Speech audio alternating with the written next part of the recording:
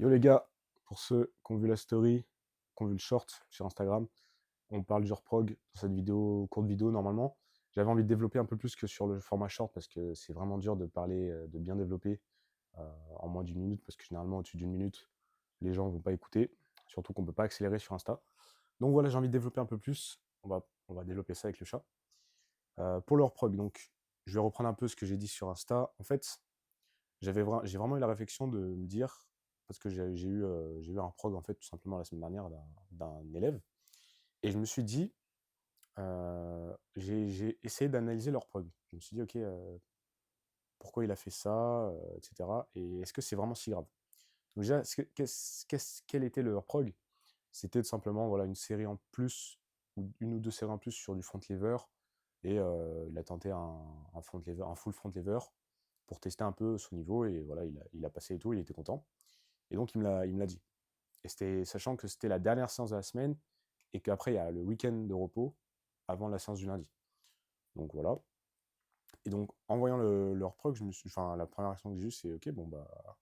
Enfin, j'ai pas cherché à le blâmer, quoi. Je me suis dit, ok, bon, s'il a kiffé et tout. En plus, c'est cool. Enfin, non, d'abord, je me suis dit, putain, il a le fond, il a le full front. Parce que, en fait, l'objectif, c'est pas vraiment le front lever. Donc, je le proc pas vraiment dessus. Je le proc vraiment en accessoire du street lifting.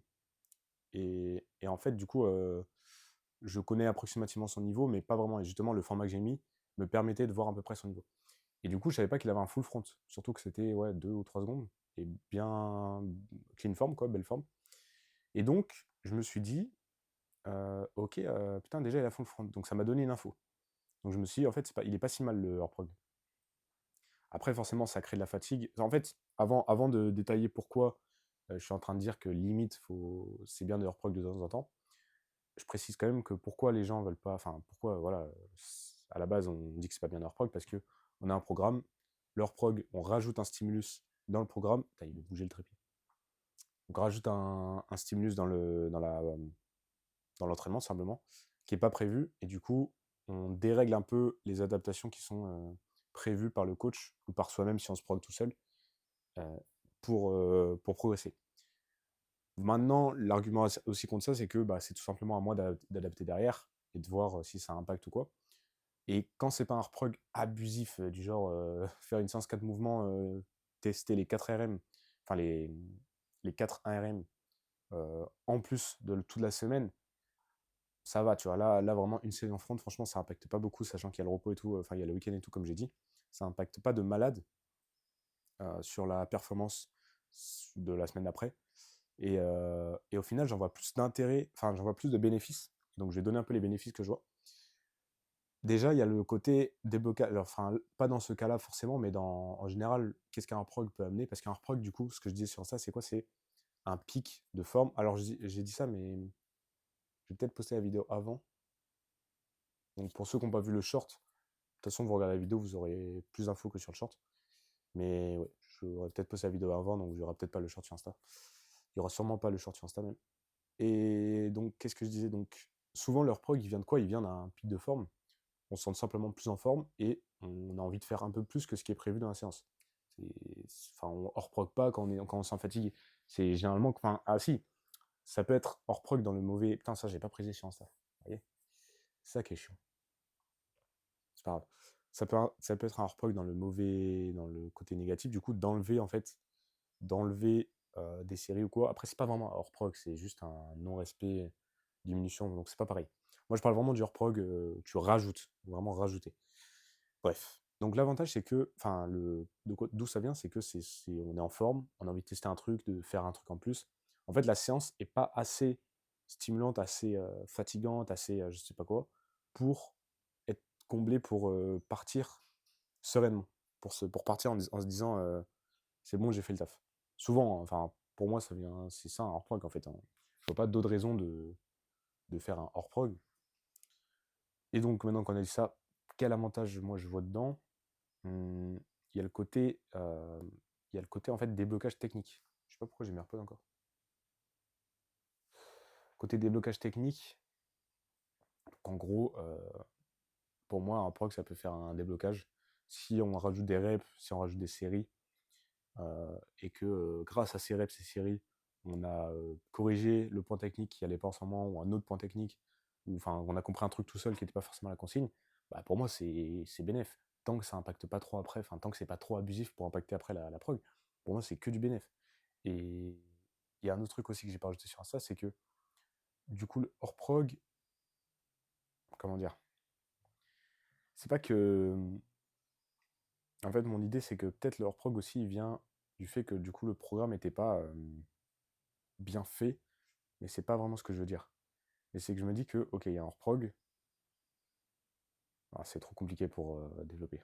Je pense que c'est trop compliqué et trop variable, donc ce serait pas un bon argument. Mais du coup, déjà, déblocage technique, ça c'est sûr, voilà, ça peut permettre un déblocage technique. Déblocage mental, si on a, imaginons qu'on a, tu testes 3 fois, dans l'année, tu as testé 3 fois 100 kg au dips, et tu as échoué 3 fois, et qu'en fait, tu le sais pas, enfin, tu le sais pas, le coach le sait pas, mais en fait, à chaque fois que tu as testé, c'était pas le bon moment. T'étais pas, même si tu as fait un picking ou quoi, t'étais pas à ton pic de forme. En fait, c'était pas le bon moment. Et que là, et du coup, tu as un palier mental qui s'est créé, tu as un truc mental qui s'est créé en mode, putain, 100 kilos, c'est trop dur, à chaque fois je teste et c'est impossible. Et en fait, là, tu te sens bien, tu testes et tu réussis. Et du coup, tu débloques ce palier mental, tu débloques la charge, tu valides la charge. Bah pour moi, c'est quand même, ça reste bénéf, même s'il y a leur pro qui crée de la fatigue, etc., etc. Pour moi, là, je me dis, enfin, j'ai un élève qui fait ça, je me dis, bon, c'est chiant parce que déjà, il y a. En fait, forcément, ça dépend du moment où on est dans le bloc. Plus ça va être vers la fin du bloc, moins je vais le blâmer. Parce qu'en vrai, à la fin du bloc, le but, c'est d'aller chercher euh, la. C'est quoi le terme? C'est d'aller chercher l'adaptation par le fait que tu amènes à ton corps, bah, des stimulus en fait, tu amènes à ton corps un truc qui va te faire adapter. Donc en gros, putain, je parle grave mal, mais en gros, c'est ça l'entraînement, c'est tu vas chercher la limite pour que ton corps s'adapte et devienne plus fort. Et donc c'est le but des fins de bloc. Et du coup, je vais moins le blâmer en fin de bloc qu'au début du bloc, où là vraiment, c'est chiant si tu fais un top single RPE 10 alors qu'on est au début du bloc, tu vois, et que on est en train de créer cette dynamique pour aller chercher ton pic à la fin du bloc. Enfin, ton pic, je veux dire ton maximum à la fin du bloc. Là, c'est chiant au début du bloc. Et pour le coup, au début du bloc, je verrai vraiment que l'aspect technique, l'avantage technique. Et le troisième que je vais dire après. Mais vers la fin du bloc, tu vois, je l'aurais vraiment pas blâmé. Je me serais dit, ok, bah, dans ce cas-là où ça débloque un truc mental et que ça aide pour. Comment dire? Qu'est-ce que je veux dire? Ça aide. Bah, ça valide quoi, ouais, ça valide la rep et que du coup, ça fait le nouveau 1RM entre guillemets all time, même s'il faut recontextualiser. Je le prends, je prends largement. Donc, ça peut être un avantage dans ce sens-là. Et troisième point, moi, que je vois en avantage, c'est le côté plaisir, adhérence. Si le mec est hors prog, comme j'ai dit, tu reprog pas quand tu. Enfin, tu reprog pas, tu fais pas un hors prog d'un truc qui te saoule. Tu vas pas. Si t'aimes pas le squat, ou t'aimes pas. Enfin, si t'aimes pas faire du volume au squat, et que t'as un 3x10, tu vas pas faire un 5x10. Tu vas pas faire un 5x10 en hors prog. Tu vas pas rajouter 2 séries d'hors prog comme ça. J'aime pas, mais je vais faire. Enfin, c'est rare. À part des mecs qui vraiment se disent ça va me servir et tout, mais c'est rare et c'est con parce que du coup, si le coach t'a mis ça, c'est qu'il sait ce qu'il fait, normalement. Donc tu vas pas faire ça normalement, tu vas souvent faire un truc où ça te fait plaisir de le faire.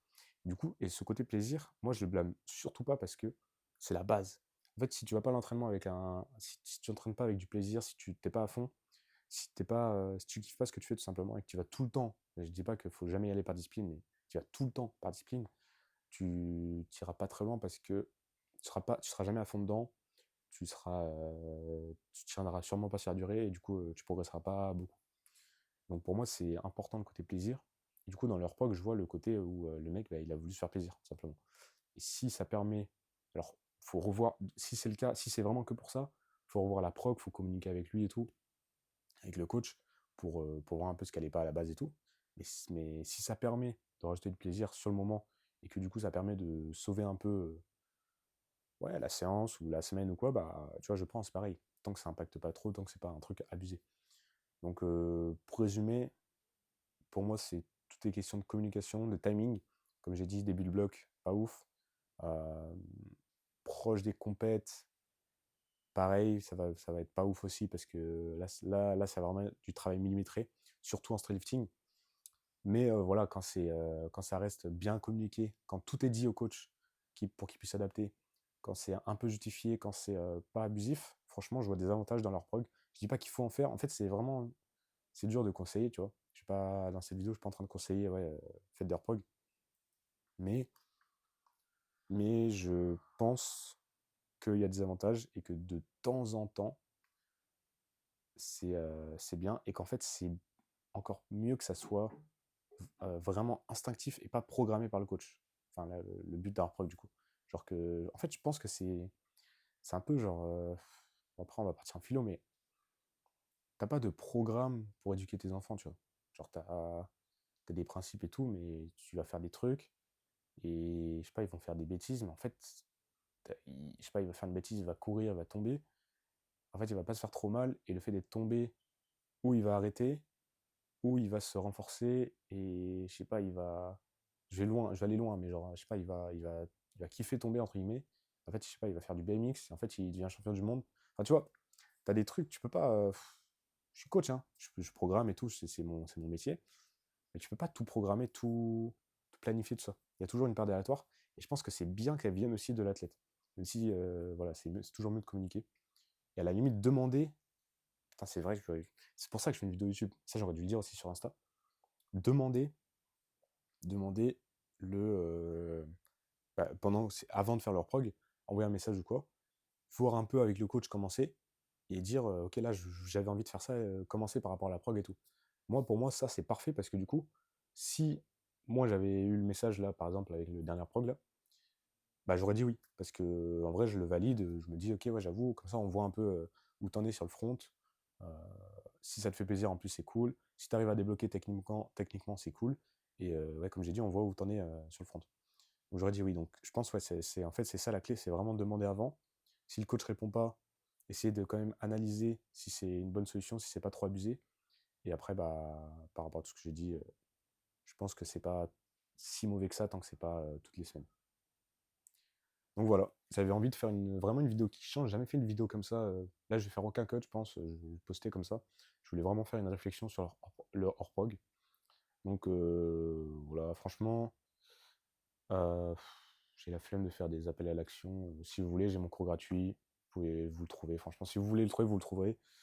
Et voilà, je veux bien vos avis par contre. Ça, vraiment, je veux bien vos avis parce que je suis pas la science infuse sur ça. Et voilà, hein. Force à vous, qu'on progresse tous. C'était Tesco. Ciao.